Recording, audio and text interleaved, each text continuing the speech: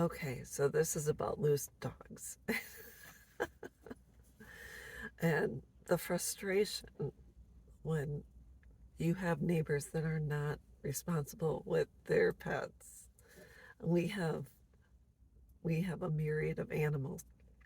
We have two dogs. We have a little puggle and a black lab. We have 9 green cheek conures, 2 snakes, tarantulas, etc. And so our dogs, I met my husband, he had the dogs, and they were trained on e-collars. So when I go outside with them, they're on the e-collars. I don't need to zap them.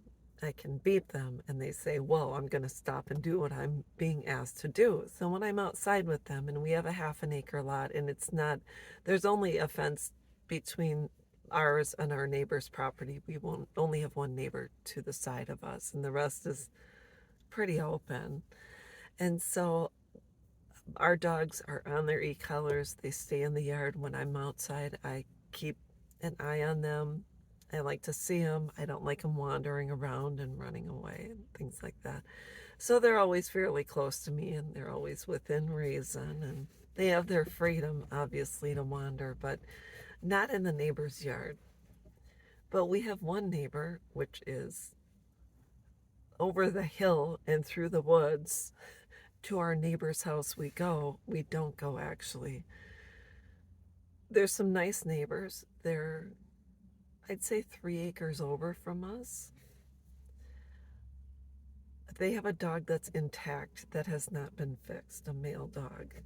Our female dog and our male dog have been fixed, so there's not any oopsies.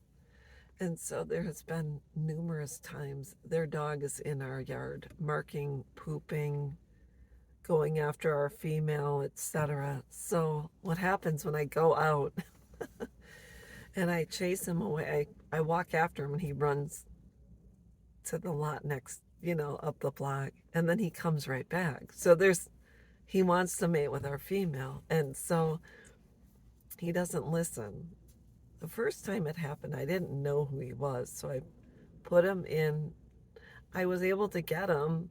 He jumped in my truck and I drove around because he's a very expensive hunting dog and he's not trained to hunt. But, anyways, I found his home. I drove up and I said, he's in our yard. And she said, well, I'm sorry. And this has happened numerous times. So here I am. I'm trying to be nice about it. And I walked outside when the gentleman, the dad, was walking around. And I walked outside and I said, I wonder if there's something, I just want to talk with you. Is there something we can do to make sure this doesn't happen?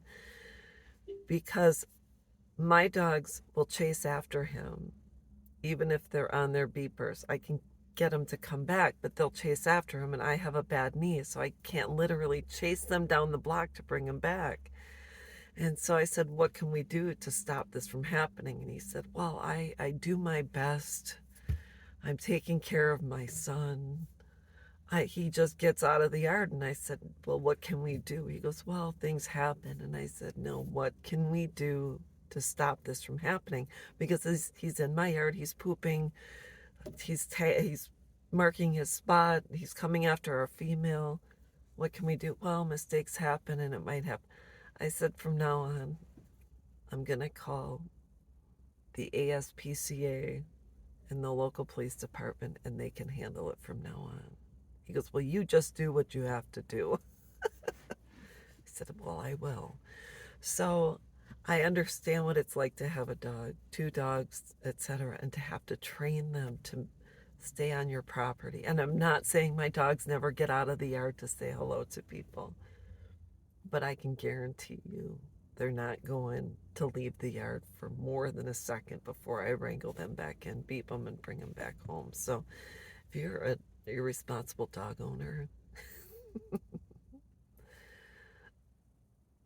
keep your dog in your yard. Do whatever it takes. And if you are not able to maintain your dog, rehome him and let him go to a family that has a fenced-in yard or that has time to take care of him.